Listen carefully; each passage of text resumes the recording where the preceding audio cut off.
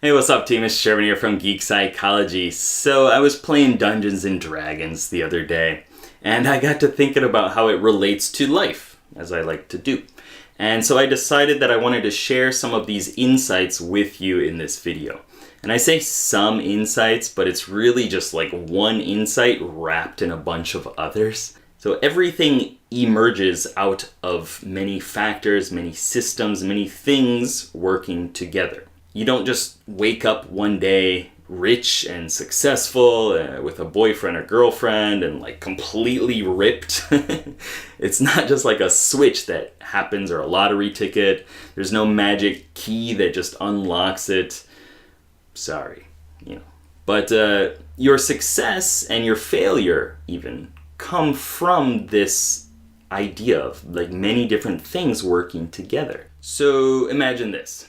You walk into your friend's house and he and a bunch of other friends are playing a game on this like nice big wooden table. And like there are pieces everywhere all spread out and tons of dice and little minis and figures.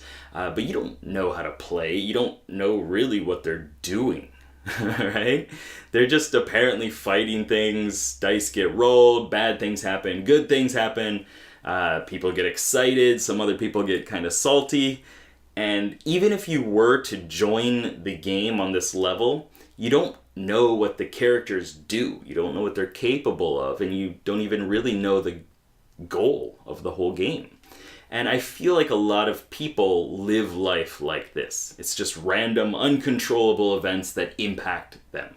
People constantly say, "He made me mad," but really it's the person that's mad is the only one that has the ability to make themselves mad. If you're happy, you're generating that happiness. Same with sadness and confidence and motivation and anger as well.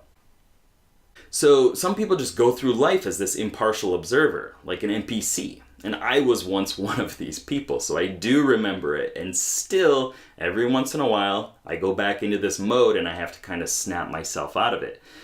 So I understand that it's not easy to take responsibility for everything, right? But eventually you start to learn how to play.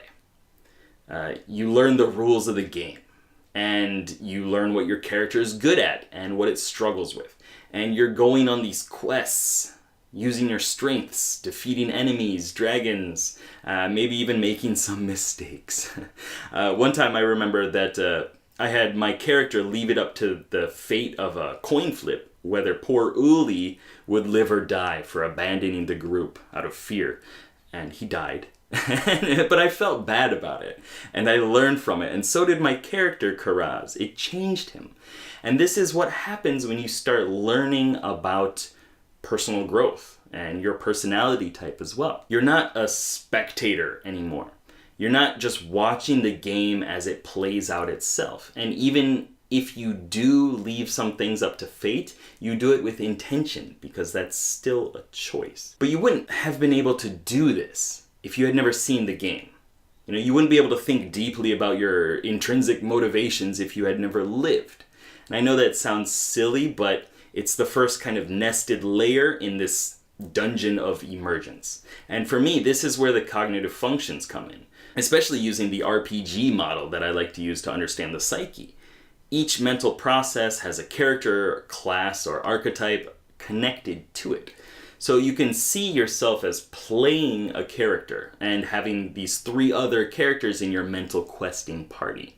And these characters have different skill sets that help you organize the world and focus your attention on different aspects of life, right? And so you're on some quest to unlock the epic treasure guarded by the dragons or guardians of the world. And you're fighting hard, and you win some battles, and you completely wipe and lose on some other battles.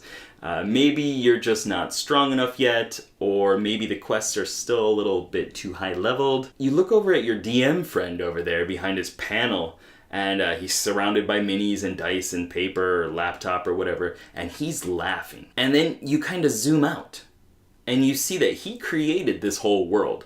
And he's laughing because he's loving the experience of watching how you and your friends all play out the scenarios he created. Sure, the characters make their own choices, but the world is painted by the DM, and it's built upon his ideas.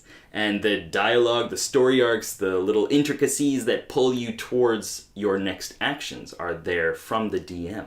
The DM isn't a character or any of the characters. He's all the characters. He can guide them. He can create quests. He can kill the characters.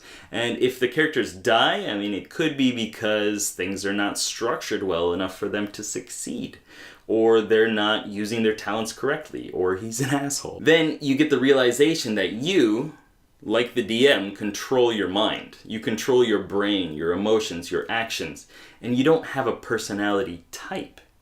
You identify with it. And this emergent came out because you played the game for a while. You saw what happened and eventually broke free from the chains that were keeping you stuck in the player character mindset. And you have way more influence over your life than you think. So whenever there's a problem, you can now step back and you can see it from the DM's perspective. Maybe the quest was a little bit too much or even a bit too easy. I would argue that easy quests are just as bad or worse than difficult ones.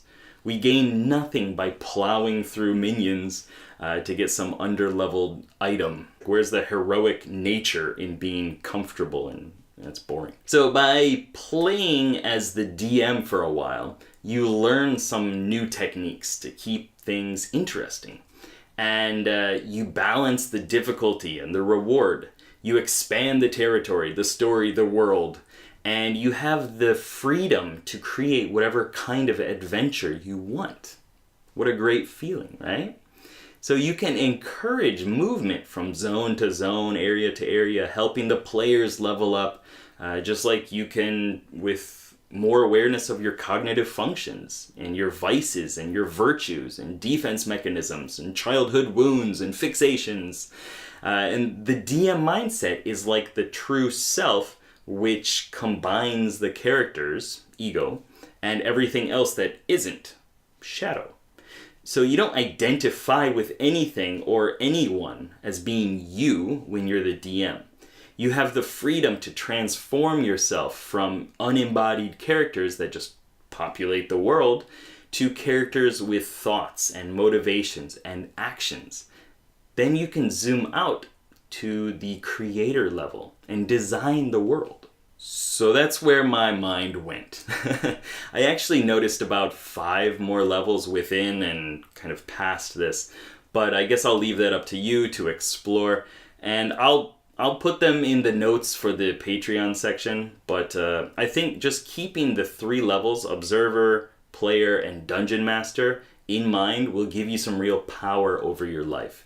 And there's always another level that you can go up to, but you don't know about it until that insight emerges out of everything else that's happening. So stay aware and be ready for that, all right? So keep up the lifelong questing. Good luck, have fun. Peace.